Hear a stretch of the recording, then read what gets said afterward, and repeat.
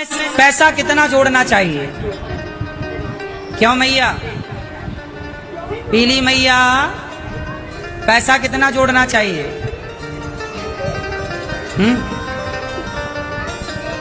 पैसा कितना जोड़ना चाहिए बताओ? हैं? कितना पैसा कमाना चाहिए जीवन में आप बताओ? बहुत सारा? हाँ, बहुत सारा कमाना चाहिए और बहुत सारा पैसा कमाकर बहुत सारी सेवाएं करनी चाहिए, अच्छे काम बहुत सारे करने चाहिए। सही कि गलत है? मैया क्या बोलती तू? बहुत पैसा कमाओ, लेकिन जीवन में कितना भी पैसा कमाओ, कितना ज्यादा या कितना कम, पर जीवन में संतुष्ट रहो। क्या रहो?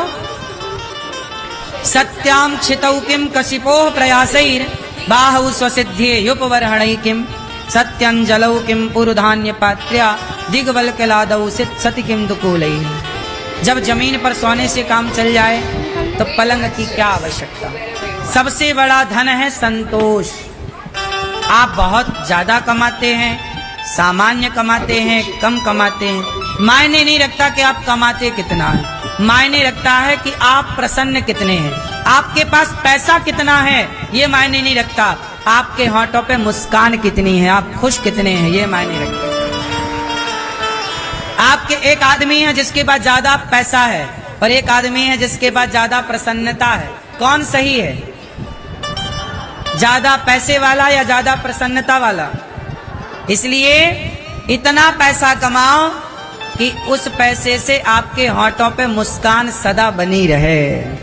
पैसे कमाओ इसलिए कि आप सदा मुस्कुरा पाओ, पैसे के चक्कर में मुस्कान गायब ना हो जाए, क्योंकि पैसे से बड़ी आपकी होठों की हंसी है, मुस्कान है। बताओ क्या मायने रखती है, मुस्कान या पैसा? सारे लोग किसके लिए कमा रहे हैं? प्रसन्नता के लिए, खुशी के लिए, पर इतना कमा कर खुशी तो मिली नहीं। मैया सो गई, क्यों सो रही हो माँ? कथा क्यों नहीं सुन रही हो माँ? क्यों झपकी ले रही हो माँ? कहीं गिर मत जाना।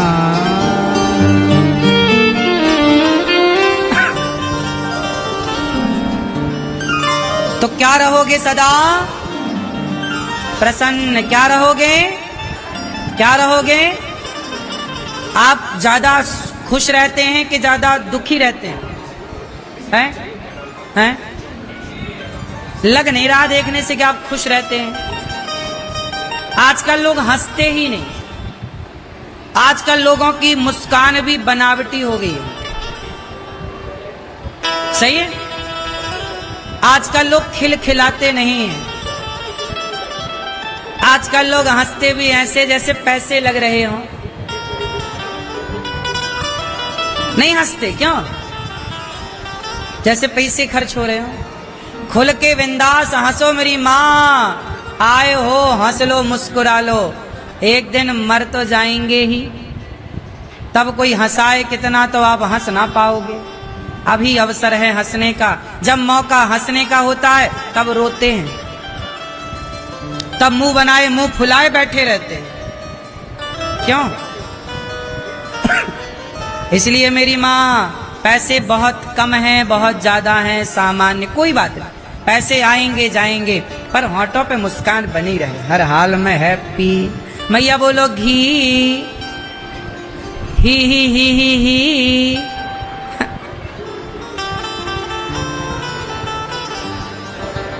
मैया काहे नहीं हंस रही हो खुल के?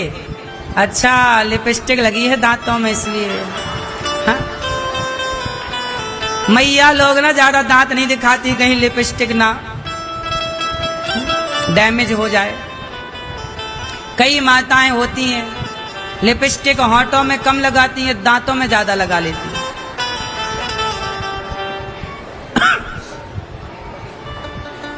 क्यों मैया? हंसती है ना तो उनके दांत लाल लाल दिखते जैसे पान खाई हो। कुछ माताएं होती हैं समझदार, लिपस्टिक लगा के दांत देख लेती हैं आईने में, हाँ अच्छे कपड़े से साफ कर लिया और कुछ भूल जाती हैं तो लिपस्टिक लगी रह जाती है। मैं ये लिपस्टिक काहे लगाती हो आप लोग? और तो सब ठीक है, वो काली लिपस्टिक लगाने वाली मैयाएं और खतरनाक दिखती हैं।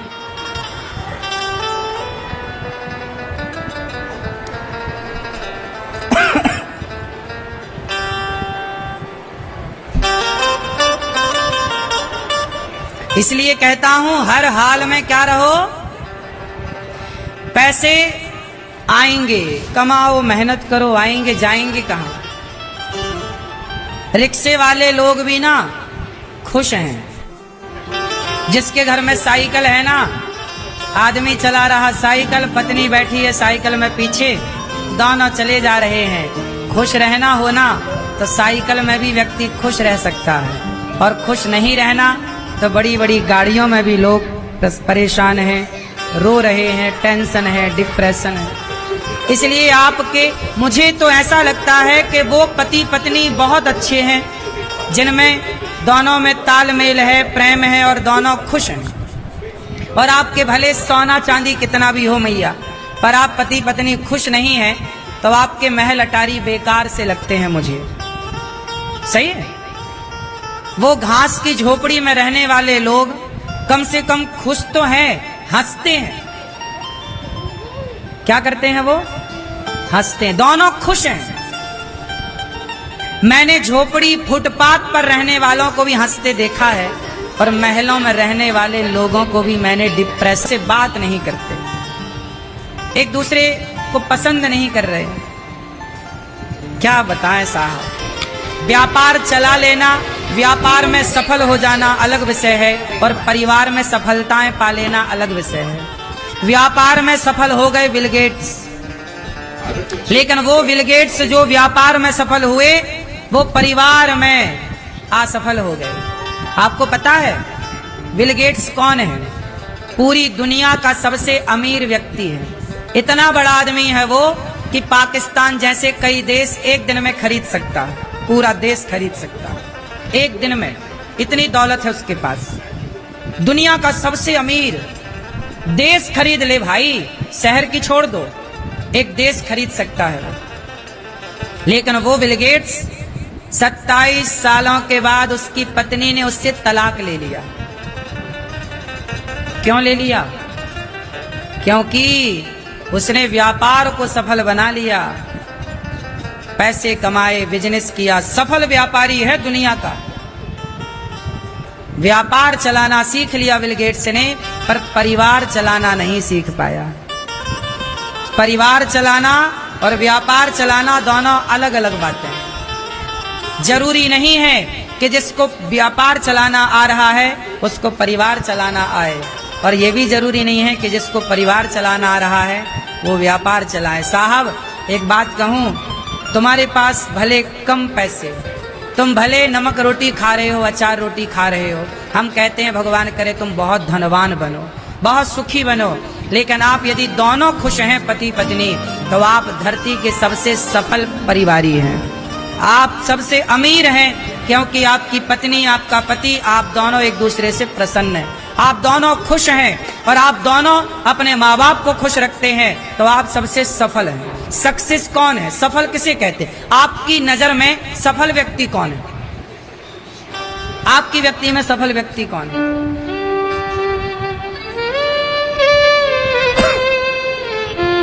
ठीक है, आपके हिसाब से सफल कौन है? आजकल लोग कहते हैं अडानी सफल है, अंबानी सफल है। नहीं साहब, ये तो सफल है अपने क्षेत्र में, ठीक है, लेकिन आपकी गली, आपके मोहल्ले में भी कुछ लोग सफल हैं, लेकिन आप लोग सफलता की परिभाषा ही नहीं जानते। आप सोचते हैं जिसके पास ज्यादा पैसा है वो सफल है। नहीं, सफलता का पैसे से कोई लेना देना नहीं। अब मैं आपको बताऊं सफलता की परिभाषा, सुनो। सफल किसे कहते हैं?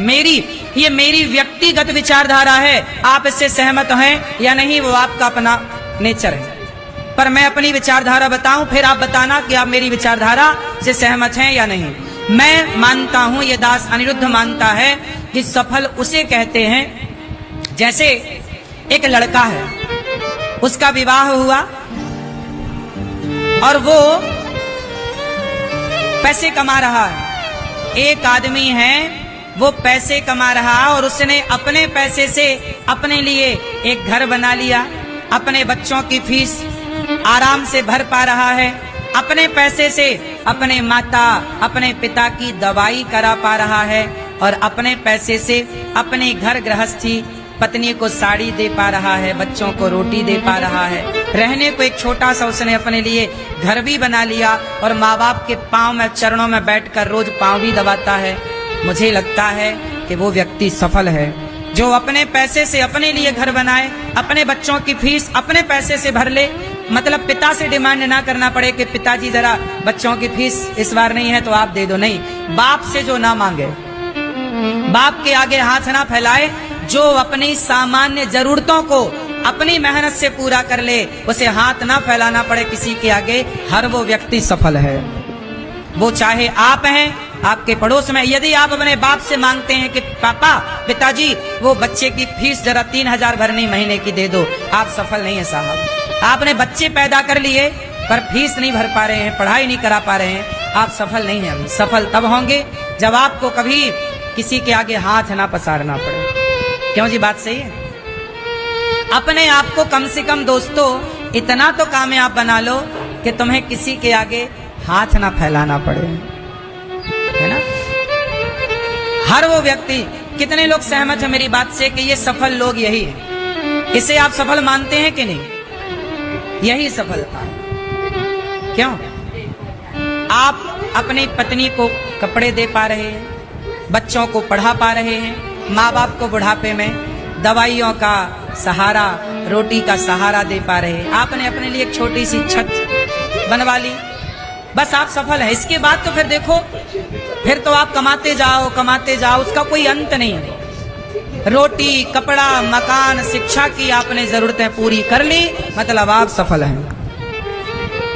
जो नीड है, सामान्य जरूरतें, क्या है हमारी सामान्य जरूरत? रोटी, कपड़ा, मकान और शिक्षा। शिक्षा मीन्स आप बच्चों को पढ़ा पाए, ये सफलता के लक्षण है। सही है? क्यों भैया? इसलिए इतना कर लो, और इतना जब हो जाए तो फिर इसके आगे जो आए समझ लो परमात्मा ये चाहते हैं कि आप इस पैसे से अब दीन दुखियों की, समाज की सेवा करें। अब अपने लिए नहीं कि अब आप और अपना, आपका तो बढ़ेगा यश, कीर्ति, पैसा, लेकिन अब किसी और के बारे में सोचिए। अभी तक आपने बच्चों के बारे में सोचा, अपनी पत्नी के बारे में, अपने बच्चों के बारे में, अपने माँ बाप के बारे में सोचा, अब जरा इस ऊपर बढ़िए और ऊपर सोचिए, इससे आगे और आपके आसपास कोई दीन दुखी जरूरतमंद हो, थोड़ा उनके बारे में सोचिए। अपने बारे में आज हमारे देश में जितने लोग हैं, लगभग 99% लोग पूरी दुनिया के, मैं पूरी दुनिया का रेशो बोल रहा हूँ, पूरी दुनिया में 99% लोग सिर्फ अपने बारे में सोचते हैं।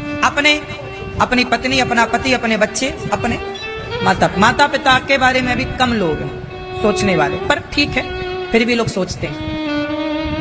आजकल लोग केवल अपनी पत्नी, अपने बच्चों के बारे में सोचते हैं। बोलो हाँ, हम दो, हमारे दो, इसमें माँ बाप नहीं है। कुछ लोग हैं जो माँ बाप के बारे में भी सोचते हैं, तो हम दो, हमारे दो, 4, और 2 माता पिता, 6। आजकल लोग सारी जिंदगी केवल 6 लोगों का सोचते हैं, पति, पत्नी, बेटा, बेटी, माता, और होंगे 2 बच्चे, और तो 6 2 8 हो जाएंगे, और ले लो 2 और, मान लो 10 लोग। आजकल आदमी 10 लोगों से ज्यादा के बारे में नहीं सोच रहा है। क्यों जी, बात सही है? आज 99% लोग 10 लोगों से ज्यादा के बारे में नहीं सोच रहे हैं। 1% है पूरी दुनिया में ऐसे लोग जो 10 लोगों से आगे का सोचते हैं। इसलिए कहता हूं, आप थोड़ा और आगे बढ़ो, परिवार तक सीमित है, परिवार में खुश रहो, पर आगे की सोचो कि क्या आप औरों का भला कर सकते हैं। परिवार का तो कर रहे हैं, क्या और किसी के काम आ सकते हैं? बस यही सोचो। ये दास अनिरुद्ध केवल ये बातें कह के बता नहीं रहा, मेरे जीवन का अपना प्रैक्टिकल है। मैं जब 23 वर्ष का था, अभी मैं 34 वर्ष रनिंग चल रही है, 34। जब मैं 22 साल का था, तब से मैंने गरीब परिवार की बेटियों का विवाह करना स्टार्ट कर दिया था। जब मैं, आप लोग मुझे नहीं जानते थे उस समय, जब मैं टीवियों पे नहीं आता था, कथा करने जहां जाता था, जिस गांव जिस शहर में, वहां के क्षेत्र के गरीब परिवार की बेटियों का विवाह कथा में करता था। 500-600 गरीब बेटियों का विवाह तब कर चुका था। किसी कथा में 11, किसी कथा में 21, किसी कथा में 25 ऐसी बेटियों का विवाह होता था। अभी पिछली कथा में यहां भी बेटियों का विवाह हुआ, 3 बेटियों का। तो मैं 22 वर्ष की उम्र से पहले बेटियों का विवाह, फिर एक वृद्ध माँ मेरे पास आई, बोले बेटा हमारे बेटा सेवा नहीं करता, पानी नहीं देता, तो हमें कौन सहारा देगा? तो मुझे लगा कि लगता है इस माँ के द्वारा भगवान ये कहना चाहते हैं कि इन माँओं की सेवा भी करो। तब उन माँओं की सेवा, जब मैं 24-25 साल का था, तब से तो वृद्ध माँओं की सेवा स्टार्ट कर दी। और वृद्ध माँओं की सेवा के साथ साथ जब मैं 29 वर्ष का हुआ, तब से मैंने, ये दास अनिरुद्ध ने गौरी गोपाल जी की अखंड रसोई स्टार्ट कर दी। और जिस रसोई में आज लगभग 30,000 लोग नित्य प्रसाद पा रहे हैं। कोई भी आओ, सबके लिए पेट भर भोजन मिल रहा है, हाँ या ना? तो 28-29 वर्ष की उम्र में मैंने ये सारी सेवाओं के कार्य शुरू कर दिए, धरा पे उतार दिए। तो आप लोगों से बस इतनी सी मेरी प्रार्थना है कि आप भी देखो, अपने बारे में मैं सोचता तो मैं अपनी जरूरतें, तो जब मैं 22 साल का था तभी मेरी जरूरतें पूरी हो गई। क्यों हो गई? क्योंकि मैंने आलस्य नहीं किया, क्योंकि मैंने काम किया। आजकल का युवा क्या करता है? काम नहीं करता, आलस्य करता है, काम चोरी करता। पहले मैं गांव में कथा सुनाने जाता था, 12 बजे दोपहर से कथा सुनाने शुरू करता था, शाम को 7 बज जाते थे। 7 घंटे एक बैठक में बिना पानी पिए, बिना उठे 7 घंटे कथा सुनाता था। और श्रोता भी उस टाइम के 7 घंटे बैठ के हमारी मैया भैया लोग कथा सुना करते थे। मेरे जीवन की शुरुआत इंदौर में महू है, महू क्षेत्र में मैंने कथाएं शुरू की। वहां के लोगों ने कथा सुनी और सुन करके उन्होंने मुझे कथा सुनाने योग्य बना दिया। वो मेरी प्रथम कर्म भूमि रही। तो मैंने आज तक लगभग 500 के लगभग कथाएं, 500 से अधिक कथाएं हो गई। कथाएं मैंने कार्य किया है, आलस्य नहीं किया। जो मुझे काम मिला मैंने किया, ईमानदारी से किया। काम इतना करना पड़ता है मेरी माँ कि थाली रखी इंतजार करती ठंडी हो जाती है, खाने का भी टाइम नहीं मिलता। सुबह से जो काम पर लगता हूँ, रात तक केवल कार्य है, काम। आप लोगों से प्रार्थना करूंगा, सफल होना है तो अपने काम से बहुत प्यार करो। किससे प्यार करो? काम से। काम से खूब प्यार करो। जो काम दिया है भगवान ने, उस काम से प्रेम करो, उस काम को बड़ा करो।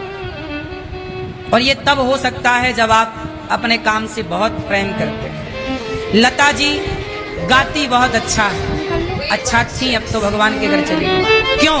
क्योंकि लता जी को गाने से प्रेम था। और कोई लता जी जैसा क्यों नहीं हो पाया? क्योंकि उनको शायद लता जी की तरह अपने काम से प्रेम ना रहा हो। सही है? उन्हीं की एक बहन है आशा जी। आशा जी भी बहुत अच्छा गाती हैं, लेकिन आशा जी और लता जी दोनों की जब तुलना की जाएगी तो लता जी क्यों? क्योंकि आशा जी की गृहस्थी थी, वो गृहस्थी में भी उलझ गई। पर लता जी की गृहस्थी नहीं थी, उन्होंने काम काम काम दिया। तो काम से प्रेम जो करेगा वो निखरेगा, बड़ा पद बड़ा कद पाएगा। प्रेम करना पड़ता। आज के लड़कों को क्या है, अपने काम से प्यार ही नहीं। हम कहते हैं कि तुम बाजार का चिंदी समेट के बेच रहे हो, टमाटर बेच रहे हो, सब्जी बेच रहे हो, फल बेच रहे हो, किराने की दुकान कर रहे हो, कंप्यूटर बेच रहे हो, मोबाइल बेच रहे हो, बना रहे हो, कुछ प्रोडक्ट आप उद्योग कर रहे हैं, आप लघु उद्योग लेकर बैठे हैं, आप व्यापारी हैं, बिजनेसमैन हैं, कुछ भी हैं। आप क्या अपने काम से प्यार करते हैं? जो अपने काम से प्रेम करते हैं वो सफल हैं। असफल होने का कारण है कि आपको आपके काम से प्रेम नहीं था, आपने उसे महत्व नहीं दिया। जब काम को आप महत्व नहीं देते तो काम भी आपको महत्व नहीं देता। सबको, किसान हो तो अपनी खेती से प्यार करो। हमारे एक चाचा हैं गांव के, बहुत बड़े आदमी हैं, बहुत खेती है उनकी, कई एकड़, लेकिन जब भी उन्हें देखो तो वो खेत में घुसे हैं। बाकी लोग बैठे प्रपंच कर रहे, पंचायत कर रहे, यहां वहां की बातें कर रहे, काम नहीं किया। जो काम नहीं किया आज उनकी औलाद रो रही है, आज उनके रोटी का भी ठीक से जुगाड़ नहीं है। समय था तो दुरुपयोग किया, और वो सब कुछ था फिर भी वो खेत में अपना काम करते रहते, तो वो तब भी खुश थे। आज उनके बच्चे खुश हैं, वो भी खुश हैं। आपको क्या लगता है, आपके कार्य से आपके बच्चे भी प्रभावित होंगे, आने वाली पीढ़ी? आपने समय को बिगाड़ा है या बनाया है? समय को जो बिगाड़ा, तो किसान का मतलब क्या? जिसके हाथ में, जिसके पांव में माटी ना लगे वो किसान किस बात का? 24 घंटे शरीर में कहीं ना कहीं माटी लगी रहे, वही किसान है। काम करने वाले के शरीर में माटी रहेगी किसान यदि है तो। क्यों? बात सही है? आप में से कोई किसान है? तो किसान को खेत में डूबना पड़ता है, खपना पड़ता है। बात सही है कि गलत है? फिर आप सोचें कि खेत ना जाना पड़े, हाथ में माटी ना लगे, हमारे कपड़े गंदे ना हो और आप किसान हो जाए। नहीं साहब, नौकरों के भरोसे किसानी नहीं होती। कितना भी बड़ा आदमी हो, किसान है तो उसे उतरना पड़ेगा खेत में। सही है? आप कितनी भी बड़ी फैक्ट्रियां लगा लो, आपको निरीक्षण तो करना पड़ेगा। नौकरों के भरोसे फैक्ट्रियां नहीं चलती। जो नौकरों के भरोसे थे सब बर्बाद हो चुके हैं। देखना पड़ता है साहब काम को। इसलिए मेहनत करने वाले, सबसे ज्यादा मेहनत कौन करता है? भगवान श्रीमन नारायण। सबसे ज्यादा मेहनत कौन करता है? भगवान नारायण। क्या मेहनत करते हैं? दुनिया बनाते हैं, चलाते हैं, संहार करते हैं, वही ब्रह्मा विष्णु प्रकट करते हैं। उन्हीं की 3 शक्तियां ब्रह्मा विष्णु कहलाती हैं, महेश कहलाती हैं। भगवान काम करते हैं तो लक्ष्मी जी उनके पांव दबाती हैं। जो काम करेगा, मेहनत करेगा दिमाग से, शरीर से, लक्ष्मी उसके पास रहेंगी। जो करेगा नहीं, लक्ष्मी उसका साथ छोड़ देती हैं। जो निकम्मा है, आलसी है, लक्ष्मी कभी उसका साथ नहीं देती। जो आलसी है, लक्ष्मी सदा उसके साथ रहती हैं। जो मेहनती है। मेहनत 2 तरह की होती है, एक शारीरिक परिश्रम, एक मानसिक परिश्रम। जैसे इंजीनियर, बड़े बड़े उद्योगपति, ये शारीरिक परिश्रम कम करते हैं, ये मानसिक परिश्रम करते हैं। हाँ या ना? टाटा बिरला काम थोड़ी करते हैं, ये दिमाग से चलते हैं, दिमाग इनका काम करता है।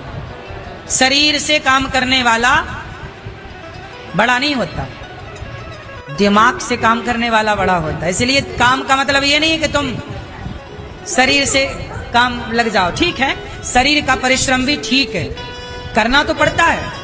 टाटा बिरला को भी काम तो करना ही पड़ता होगा, शरीर भी दौड़ना है, जाना भी है, देखना भी है। लेकिन दोनों में, शरीर और बुद्धि दोनों में ज्यादा काम किससे लेना चाहिए?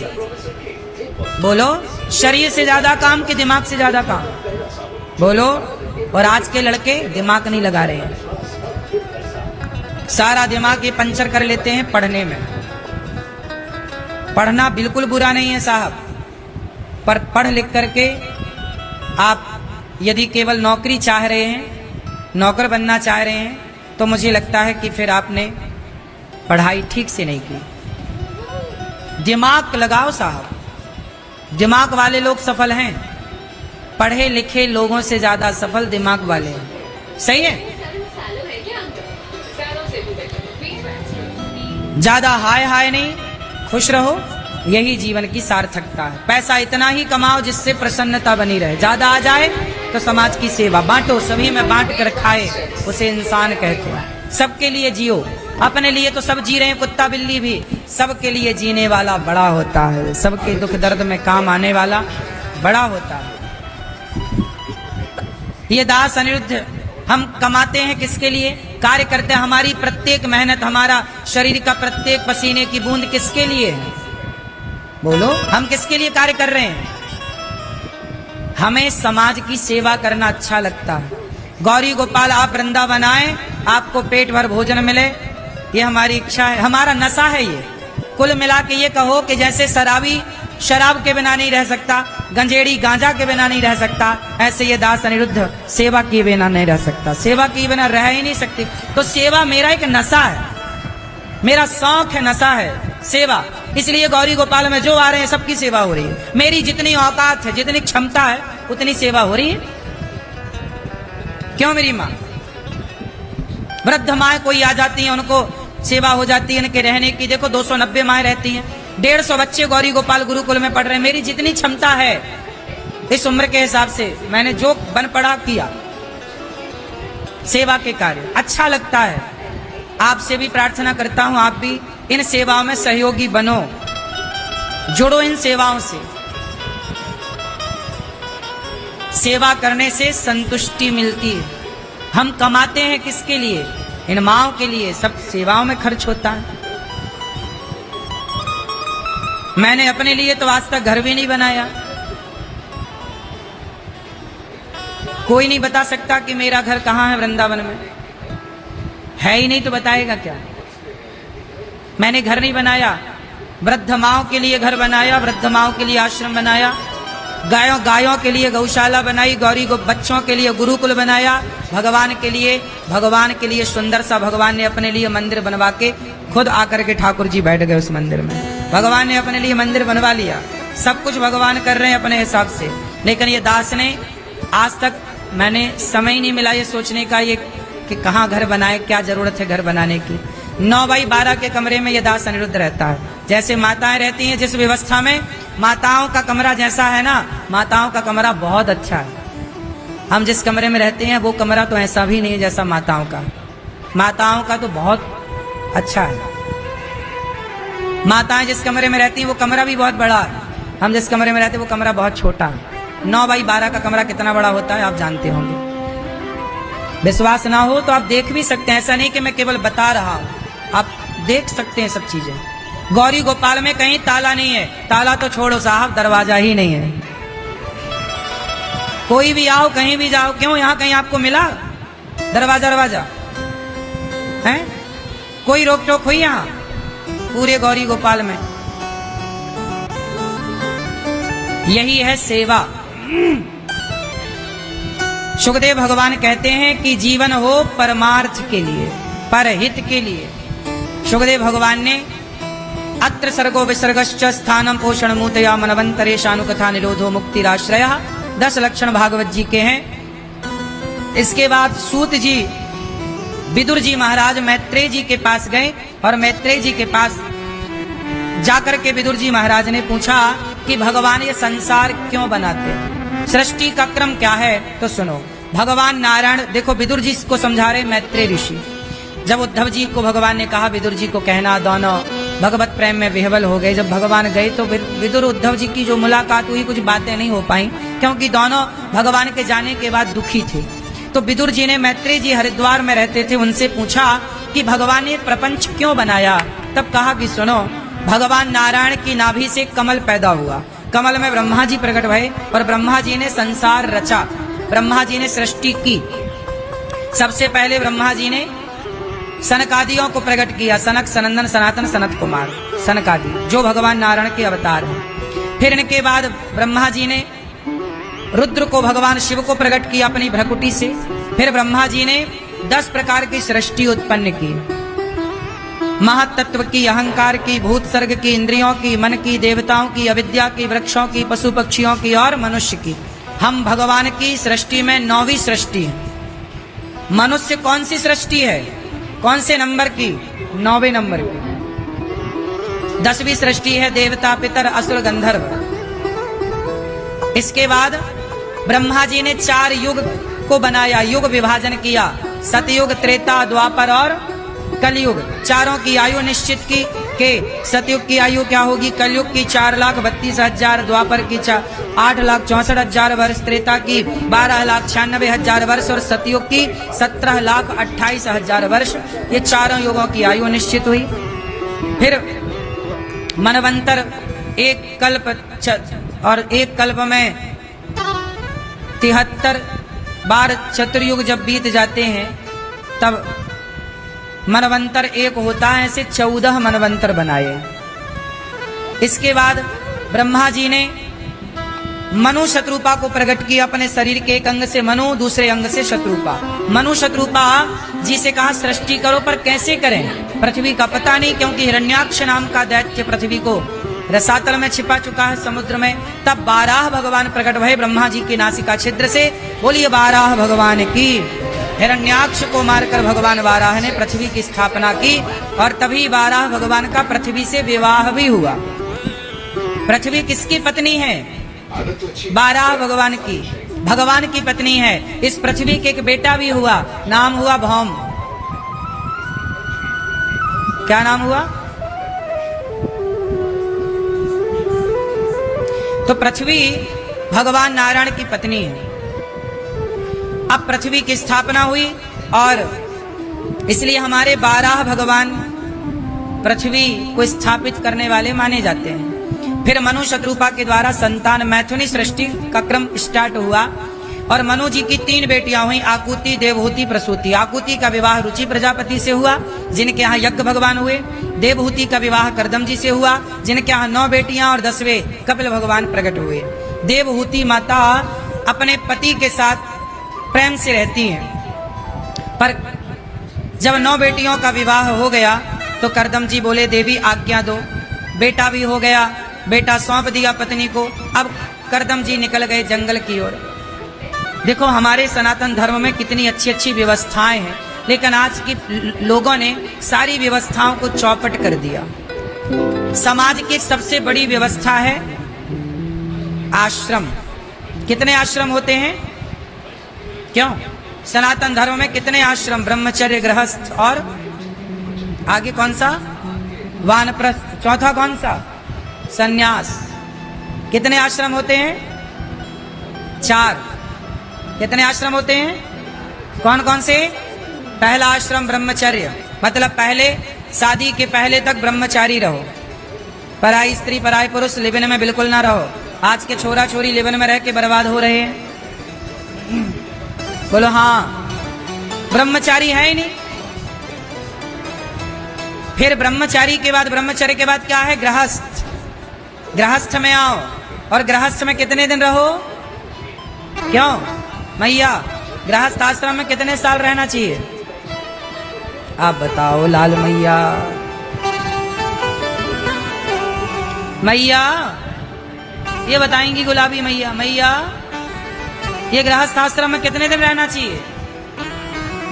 हैं? जिंदगी भर? चश्मा वाली मैया आप बताओ, तीनों बताओ, गृहस्थ आश्रम में कितना टाइम रहना चाहिए? कितने वर्ष हैं? 50 महीने, 50 वर्ष। हाँ, 25 साल ब्रह्मचर्य, 25 साल गृहस्थ, 25 साल वानप्रस्थ, 25 साल सन्यास, टोटल 100 साल की उम्र को 4 भागों में डिवाइड किया गया। 25 साल ब्रह्मचारी रहो, गृहस्थ में जाओ, पत्नी के साथ 25 साल रहो, बच्चे पैदा करो, बच्चों को पढ़ाओ लिखाओ, काबिल बनाओ, योग्य बनाओ, लायक बनाओ, बच्चों को सेल्फ डिपेंड बनाओ। जिस दिन तुम्हारी बेटी तुम्हारा बेटा आत्मनिर्भर हो गया, बेटी और बेटे का आपने विवाह कर दिया, उस दिन आपकी गृहस्थी का कर्तव्य हो गया पूरा। हो गया कि नहीं? आप में से कितने लोगों की बेटी और बेटों का विवाह संपन्न हो चुका है? बेटी बेटों का विवाह हो गया? अब आप लोगों की गृहस्थी हो गई पूरी। मैया आपकी बेटी बेटों का ब्याह एक का अभी बाकी है, कब करोगी? हैं? तो जब आपकी बेटी और बेटे का ब्याह हो जाए फिर क्या हुआ? आपकी गृहस्थी हो गई पूरी। अब गृहस्थ आश्रम से निकलो, पति पत्नी दोनों रहो साथ में, पर गृहस्थ में नहीं। अब वानप्रस्थ आश्रम में प्रवेश कर जाओ। वानप्रस्थ का मतलब क्या है? वानप्रस्थ का मतलब क्या होता? गृहस्थ में तो देखो ऐसा है ना मैया, जब तक बच्चे होते हैं ना घर से निकलने की फुर्सत नहीं मिलती। बच्चों को पढ़ाना लिखाना सब नाना प्रकार के काम। पर बच्चे जब शादी ब्याह हो जाए तो बच्चे हो गए बड़े, अपना खुश। अब दोनों आप पति पत्नी निकलो यात्रा में, तीर्थ यात्रा।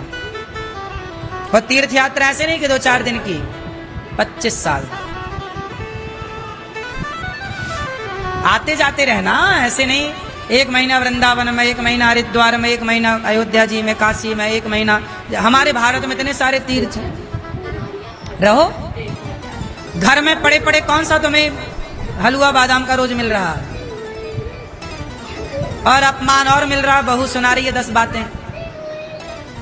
लेकिन तुम भी कहां सुधरने को तैयार हो? 100 जूते खा के भी आदमी घर की मोह ममता नहीं छोड़ता। बड़ी प्रबल माया है। 100 जूते खा के भी आदमी पड़ा है घर में। सही है? आप लोग समय निकालो, जवानी भर कमाया कमाया कमाया बच्चों को, अब कुछ दो कुछ अपने पास। अब बुढ़ापा आया, अब बेटा बेटी हो गए, अब निकलो और धामों में रहो, कथा सुनो और दान पुण्य करो। अपने चित्त को अब भगवान से जोड़ो। अब बेटा बेटी से मन हटाओ, क्योंकि अब तुम्हारा जीवन का ये तीसरा चरण चालू हो गया ना। मृत्यु के अब दिन करीब है। 50 साल हो गए आपके माना की उम्र के, 60 साल के हो गए। अब बचे कितने हैं? अभी 40 और जी होगी।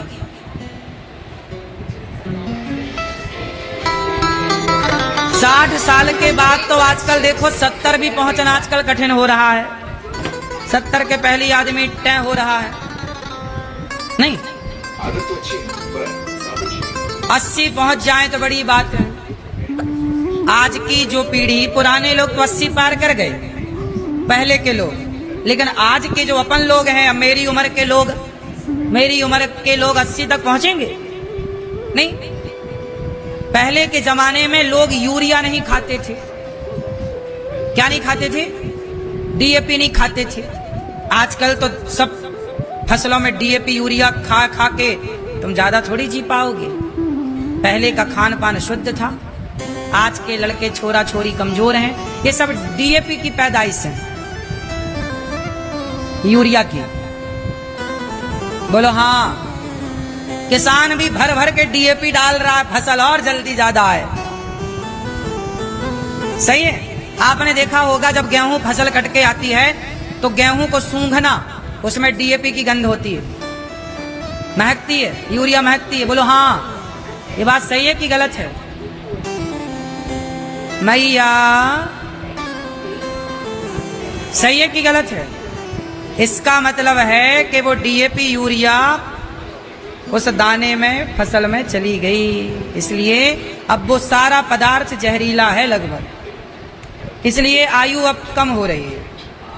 पहले के लोग 90 तक तो जाते ही जाते थे। आज भारत की औसत आयु 70 साल है। अधिक से अधिक 70 जीता है आदमी। सही है? इसलिए हम लोगों की मैया अब 70-80 ही रहेगी, और क्या रहेगी इससे ज्यादा। इसलिए कहता हूं कि अब देखो जल्दी से भजन शुरू कर दो, बेटा बेटी को सौंप दो और अपना तीर्थ यात्रा नाम गालो, भगवान का कथाएं सुन लो। क्योंकि अब बुढ़ापा आ गया, चित्त भगवान में लगेगा तो सदगति होगी, वरना भजन करो मस्त जवानी में, बुढ़ापा किसने। बुढ़ापे का इंतजार ना करो कि बुढ़ापा आएगा तो भजन करेंगे, नहीं। मैया आपका बुढ़ापा आएगा, कब आएगा? बुढ़ापे में नहीं, 50-60 साल तक भी आदमी सही होता। सही है? दोनों जाओ तीर्थ यात्रा में, तीर्थ यात्रा से जब जाओगी घर में तो बहू बादाम का हलवा परोसेगी, लो माँ जी खाओ। 1 महीना घर में रहो तो 1 महीने के लिए फिर निकल जाओ जगन्नाथ जी की यात्रा में, जगन्नाथपुरी में रहो, जगन्नाथ जी का रोज दर्शन करो, रोज कथाएं सुनो, रोज भगवान का चिंतन करो और रहो आनंद से धाम में। अब धाम में लोग रहते ही नहीं। मरना कहाँ अच्छा होता है, घर में कि धाम में? क्यों मैया? घर में मरोगी, घर वाले मरने नहीं देंगे, देख लेना मर के। जैसे आप मरने चलोगी घर वाले हिलाएंगे, हमें पहचानो, हमें तुम्हारा हाथ पकड़ के हिला डालेंगे, तुम्हारा सिर पकड़ के हिलाएंगे, हमें पहचानो, हमें, हम आए बड़ी दूर से। तुम्हारी ननद आएगी, हमें पहचानो। भाभी आप मर रहे होंगे और लोग कह रहे हमें पहचानो, हमें पहचानो।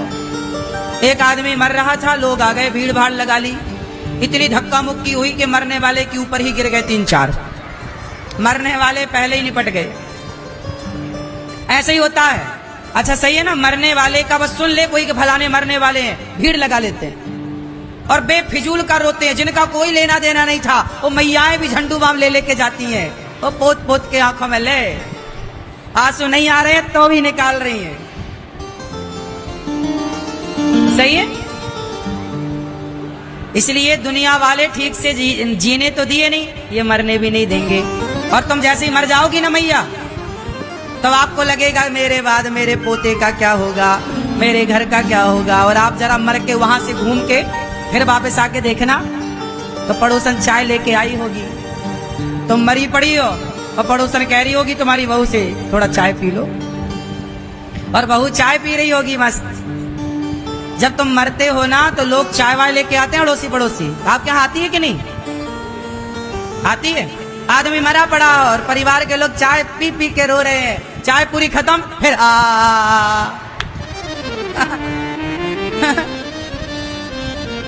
यही दुनिया है साहब, सब बनावटी है ना। किसी को मतलब नहीं है कि आप मरे हैं, सब चाय पी पी के बढ़िया। अब तो मन नहीं लग रहा रे, तन्नक चाय बनंदो रे।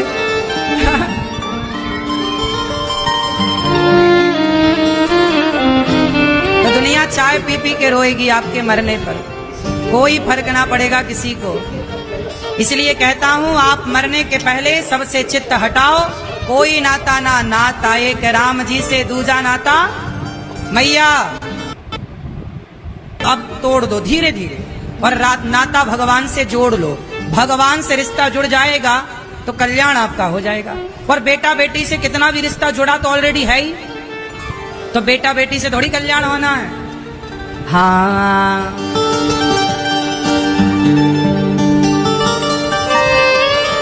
बेटा बेटा क्या करता है, बेटा तेरा एक दिन पड़ोसी बन जाएगा। बेटा क्या बन जाएगा? पत्नी आएगी लेके टाटा बाय बाय कह के चला जाएगा, तुम कहोगी लो हमारा बेटा चला गया। प्रकृति का नियम है साहब, कोई तुम्हें कब तक पकड़ के रखेगा? हमारा तुम्हारा कोई है नहीं। तुम भले कहो कि बेटा मेरा नहीं, भगवान तुम्हारे हैं, उन्हें अपना कभी कहा नहीं। बेटा बेटा बेटा बेटा क्या करता है, बेटा तेरा एक दिन पड़ोसी बन जाएगा। और मिट्टी का खिलौना मिट्टी में मिल जाएगा। मिट्टी का खिलौना मिट्टी में, बेटा अपना मस्त वही आग लगाएगा। बेटी बेटी क्या करता है, मैयाओं का थोड़ा मोह माया बेटी की तरफ ज्यादा है। बेटी मेरी पर काम आएगी बेटी। बेटी बेटी क्या करता है। आजकल तो भाई बहन भी लड़ जाते हैं, पहले तो भाई भाई की लड़ाई होती थी जमीन जायदाद के लिए, अब तो बहन भी कूद पड़ी है। मैं भी लड़ूंगी, मुझे भी चाहिए मेरा हक। कम नहीं है, भाई से लड़ रही है खूब। इसे भाई से मतलब थोड़ी है। सबको जायदाद चाहिए, सबको। माँ किसी को नहीं चाहिए, माँ की जायदाद सबको चाहिए। बाप किसी को नहीं चाहिए, बाप की दौलत सबको चाहिए। बेटी बेटी क्या करता है, बेटी तेरी एक दिन जमाई ले जाएगा। ओ मिट्टी का खिलौना मिट्टी में मिल जाएगा। इसलिए कहता हूँ भजन करो मस्त जवानी में बुढ़ापा। कर लो भजन, नाता संबंध भगवान से जोड़ लो, वरना आखिरी में कुछ कह ना पाओगे। आखिरी समय पर दान करने का मन होगा पर दान कर ना पाओगे। कथा सुनने का मन होगा पर बहरे हो जाओगे तो सुन क्या पाओगे। वृंदावन आने का मन होगा पर लंगड़े हो जाओगे तो आ ना पाओगे। जिह्वा से नाम बोल पा रहे हो बोल लो, फिर गूंगे हो गए तो बोल ना पाओगे। क्यों जी, बात सही है। बहुत लोग सोचते हैं मेरे पांव अच्छे होते तो मैं भी जाती, मैं भी जाता। जब अच्छे थे तब आए नहीं, अब लंगड़े हो गए, अब इच्छा है कि जाएं पर क्या करें, जा नहीं सकते क्योंकि अब तो पांव काम नहीं कर रहे हैं। सही है। जब दान देने के लायक थे तब दान दिया नहीं, अब तुम्हारा हाथ छुबा करके तुम्हारे नाम से कोई और दान कर रहा है। ठीक है, लेकिन वो भी अच्छा है, पर ये अच्छा है कि आप अपने हाथ से जीते जी इन हाथों से दान करो। किसी भोजन कराओ भूखे को, पानी पिलाओ प्यासे को। जीते जी अच्छे काम करो, मरने के बाद तो फिर जो होगा सब करेंगे, सब निमित्त तो हो गई। क्यों मैया, सारे काम मरने के बाद क्यों हो, कुछ काम आप जीते जी कर लो। क्या कर लो जीते जी? भजन करो मस्त जवानी में बुढ़ापा। बुढ़ापा किसने देखा है, बुढ़ापा किसने देखा है, बुढ़ापा किसने देखा है, बुढ़ापा किसने देखा है, बुढ़ापा किसने देखा है, बुढ़ापा किसने देखा है। भजन करो मस्त जवानी में बुढ़ापा किसने देखा है, भजन करो मस्त जवानी में बुढ़ापा किसने देखा और है। यदि भजन नहीं कर पाए तो फिर आपके लिए भी एक ऑप्शन है। क्या?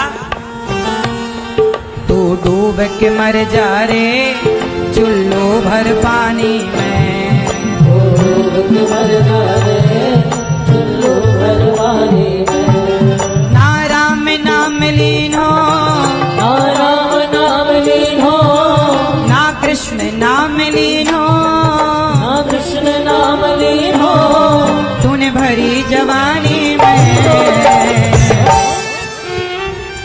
तू डूब के मर जा रे चुल्लू भर पानी में, तू डूब के मर जा रे चुल्लू भर पानी में। ना राम नाम लीन हो, ना राम नाम लीन हो, ना कृष्ण नाम लीन हो, ना कृष्ण नाम लीन हो, तूने भरी जवानी में।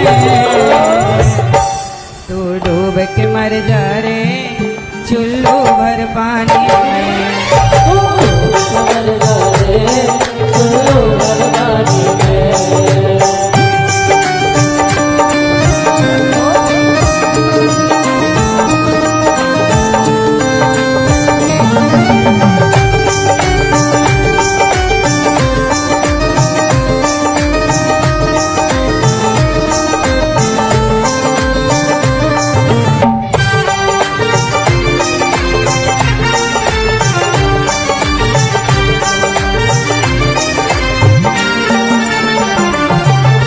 लायो दुनिया में मिल जाए गो माटी में, काला यो दुनिया में मिल जाए गो माटी में। एक दिन काया तेरी कस जाएगी काठी में। एक दिन काला तेरी बस जाएगी काठी में। पानी को बबूला है, पानी को बबूला है, मिल जाए गो पानी में। तू डूब के मर जा रे चुल्लू भर पानी में। तू डूब के मर जा रे चुल्लू भर पानी में।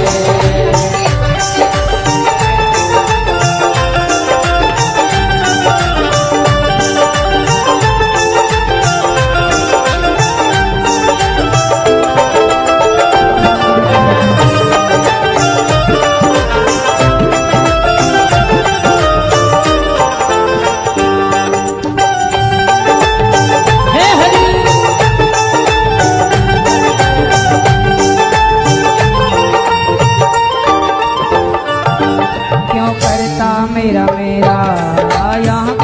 नहीं तेरा। क्यों करता मेरा मेला, यह कुछ भी नहीं तेरा। एक दिन होगा भैया तेरा मरघट में डेरा।